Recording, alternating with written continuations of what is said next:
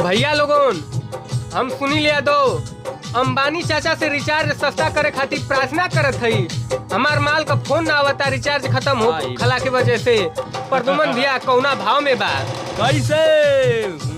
सुना अंबानी चाचा बात कहीं साचा, सुना अंबानी चाचा बात कहीं साचा, बात माना रिचार्ज अब सस्ता कदा, बात माना रिचार्ज अब सस्ता कदा।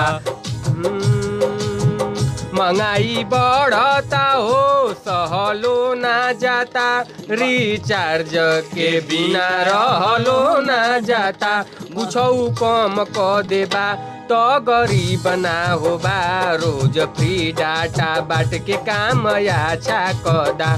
सुना अंबानी चाचा बात कहीं साचा, सुना अंबानी चाचा बात कहीं साचा, बात माना रिचार्ज अब सस्ता कदा, बात माना रिचार्ज अब सस्ता कदा।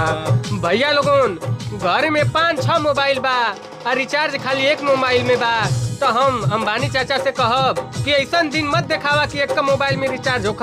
हर मोबाइल में रिचार्ज होए के चाहिए। रिचार्ज का दाम 100 रुपया होए के चाहिए और डेली 2 GB डाटा चाहिए। प्रदुमन भैया लेकिन ऐसा बहुत मुश्किल